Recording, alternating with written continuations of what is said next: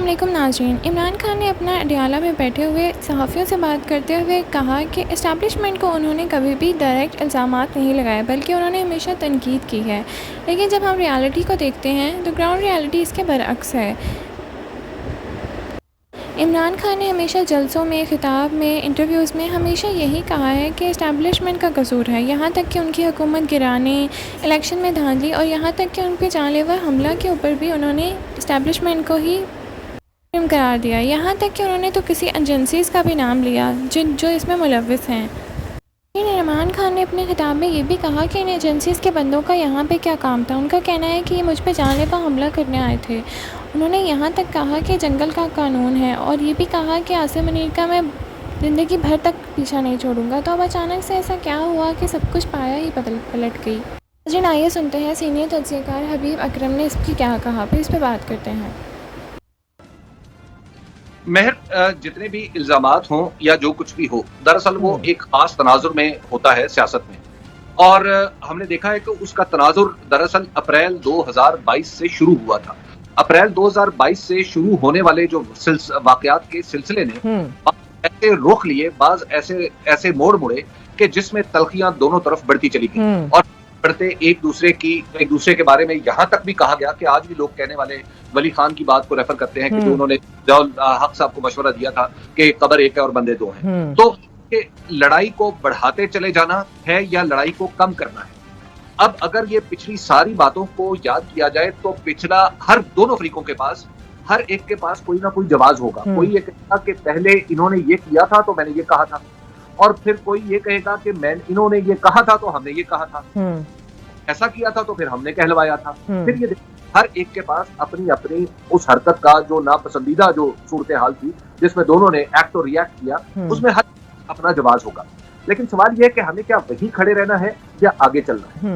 اگر تو ہم پیچھے ہی کھڑے رہیں گے اور ایک ایک بات کا جواب لینا شروع کر دیں گے کہ جناب آپ نے یہ کیا تھا تو اب آپ اس کی معافی مانگے، پھر دوسرا کہے گا تو حل کیا ہے؟ حبیب اکرم صاحب مختصراً فرمائیے گا، حل کیا ہے؟ حل یہی ہے کہ ہم ایک نیا صفحہ پلٹیں، اور وہ صفحہ پلٹنے کا موقع ہمارے پاس آ رہا ہے کہ کم از کم ایک فریق نے کھل کے پبلکلی کہہ دیا ہے، نام لے کے کہہ دیا ہے کہ میں مذاکرات کرنے کے لیے تیار ہوں۔ یہ ایک ونڈو ہے۔ دیکھیے، اس کو اگر فتح و شکست میں دیکھیں گے تو یہ بہت ہی خراب بات ہوگی۔ میرا خیال ہے کہ یہ ہم پاکستان کی سیاست کے روشنی میں درست تجزیہ نہیں کریں گے۔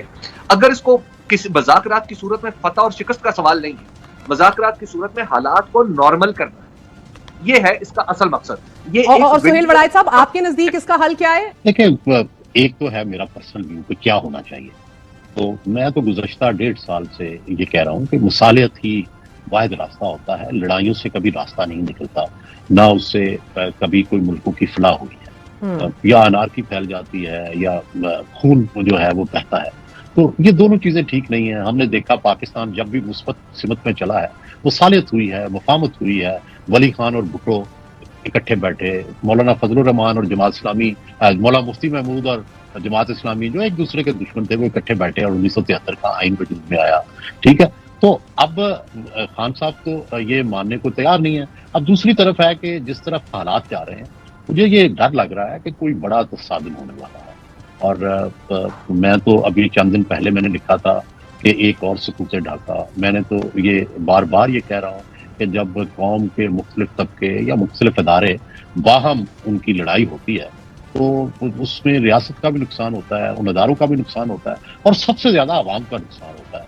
تو شاید یہ فریقوں کو تو کچھ نہ ہو، لیکن ہم جو لوگ ہیں وہ اس چاند ماری میں مارے جائیں گے۔ ملک کی معیشت کا اور نقصان ہوگا، ملک کی جمہوریت کا اور نقصان ہوگا، ملک کے آئین کا اور نقصان ہوگا۔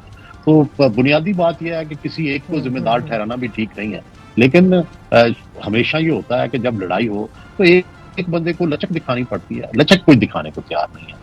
وہ سارے اپنی اپنی جگہ اڑے ہوئے ہیں، اور جب سب اڑ جائیں پھر تو لڑائی ہوتی ہے۔ میں نہیں سمجھتا کہ یہ فریق ہے، بلکہ میں تو ایک قدم آگے بڑھ کے کہوں گا، نہ یہ فریق ہیں، نہ یہ حریف ہیں، نہ یہ حلیف ہیں۔ ان کا اس سسٹم سے کوئی تعلق نہیں ہے۔ ان کی حیثیت وہی ہے جو 2004 میں پی ایم ایل کیو کی ہو گئی تھی۔ سہیل وڑائچ صاحب، ان سنگین صورتحال کا ادراک میں جس طرح پوچھی تھی کیسے نہیں حکومت کو، کیا آپ میاں نواز شریف کی خاموشی سے بھی مایوس ہوئے ہیں بطور صحافی؟ میں تو جتنے سیاست کے اس وقت بڑے کردار ہیں جو کوئی رول ادا کر سکتے ہیں، میں تو ان سب سے مایوس ہوں، اگرچہ میری ہمیشہ جمہوریت اور آئین سے امید رہی ہے، لیکن جب لوگ ضد پر آ جائیں، جب لوگ صرف اپنے آپ کو صحیح سمجھیں، تو پھر اسی طرح کا بحران آ جاتا ہے جو یہاں آ گیا ہے، اور یہ بحران بڑھے گا اور تصادم کی طرف جائے گا۔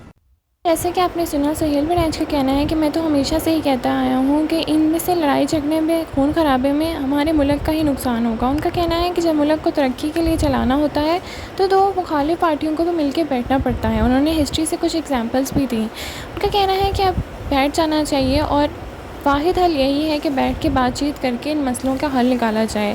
پاکستان آلریڈی بہت ہی برے حالات میں چل رہا ہے اور ان حالات کے پیش نظر اور برے حالات آتے دکھ رہے ہیں۔